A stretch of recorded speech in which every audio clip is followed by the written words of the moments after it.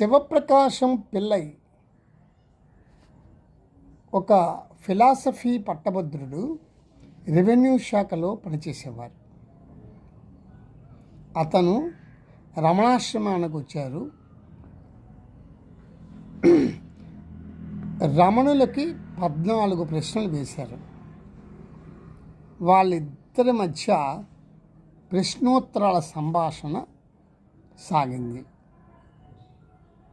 అందులో మొదటి ప్రశ్న, శివప్రకాశం పిల్లై మొదటి ప్రశ్నని ఇలా వేశారు: స్వామి, నేనెవరిని? ముక్తి ఎలా లభిస్తుంది?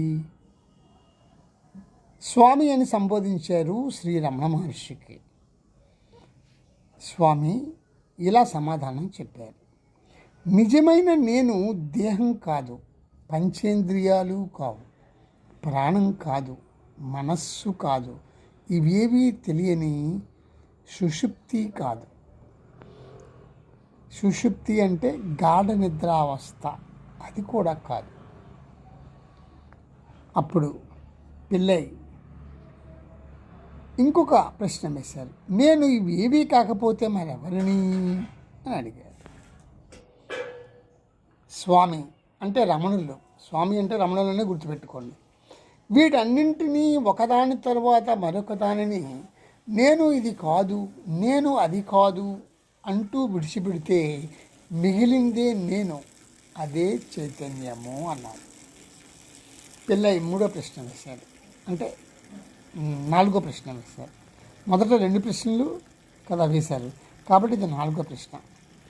ఆ చైతన్యం యొక్క స్వభావం ఏమిటి అని అడిగారు. అప్పుడు రమణులు, అది సచ్చిదానందము.